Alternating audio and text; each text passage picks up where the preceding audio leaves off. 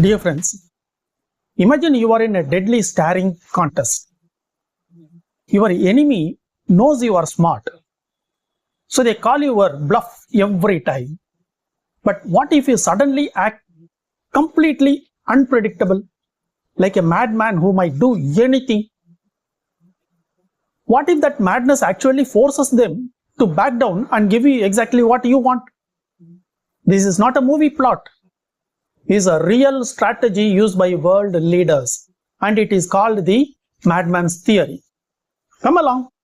By the end, you will see how this same trick works in your daily life too.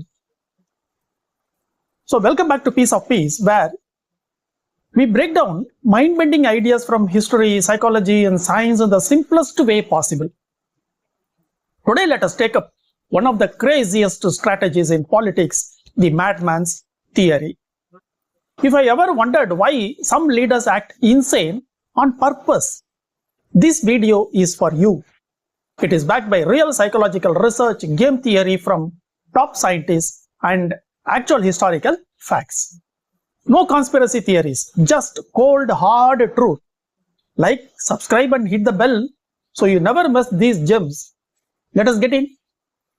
So what is the madman's theory? What exactly is it?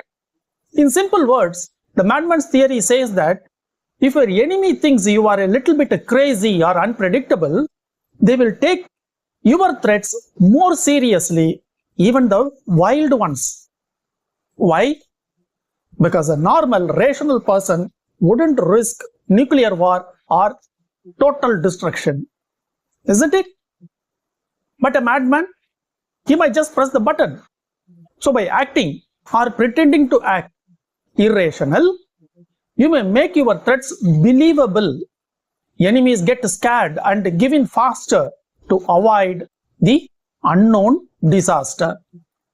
So this is not about actually being mad. It is a calculated strategy. Think of it like poker. Sometimes you bluff not by hiding your cards, but by looking like you don't care as if you lose everything. Now let us go back to the history on Nixon's bold move. In the 1960s, America is stuck in the Vietnam War. President Richard Nixon is desperate to end it.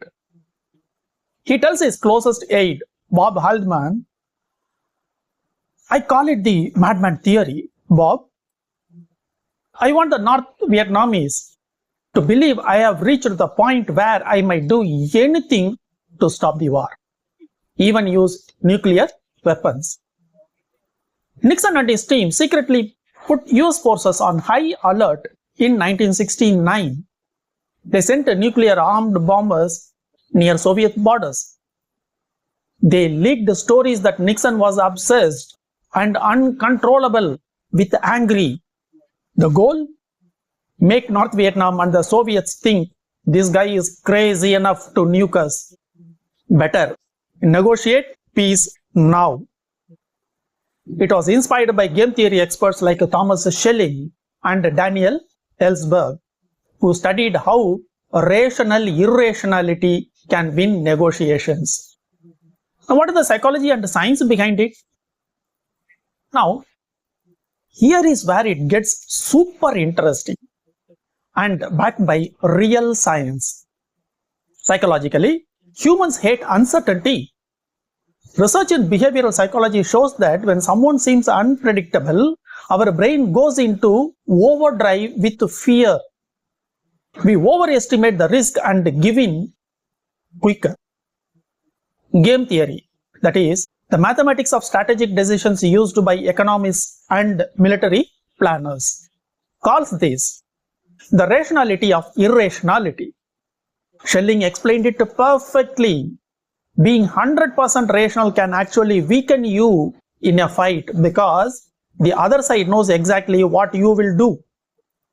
Recent studies, like survey experiments by political scientists, show it can give a small edge in tough negotiations.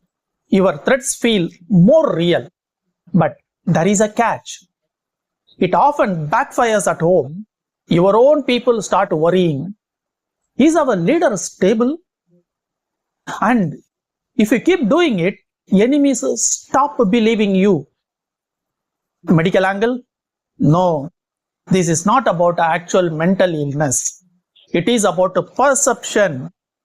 Real psychology papers on coercive bargaining prove that perceived madness changes how people calculate risk, but it has limits. But does it actually work? Mixed results. According to researchers, Nixon's version helped push some talks, but the war dragged on. Modern leaders like Donald Trump have been accused of using it. Sudden tariffs, wild tweets, crazy guy warnings to allies. Putin too, with nuclear hints in Ukraine. Science says it works best in short, high-stake moments when the other side truly believes you are unpredictable. But in today's world of social media and leaks, it is harder to fake. The big lesson from studies, it can create fear, but also accidents or loss of trust. It's relatable to your life. Here's the cool part. You don't need to be a president to use this. Ever bargained in a market and said, take it or leave it? I am walking away right now. And they lowered the price. That's mini madman's theory. Or in office, your boss knows you are calm, but one day you firmly say, I can't accept this, or I will have to look for other options. Suddenly they listen. In relationships, sometimes acting a bit unpredictable, that is, it should be not toxic, just firm, makes the other person value your boundaries more. The science is clear. A touch of controlled unpredictability can make you stronger in negotiations, but use it wisely. Too much and people just think you are unreliable. So the madman's theory is not about being actually mad. It is about using psychology and strategy to one's advantage. History, science, and everyday life all prove it. What do you think? Would you ever try a mild version of this? Drop your thoughts in the comments. I read every single comment.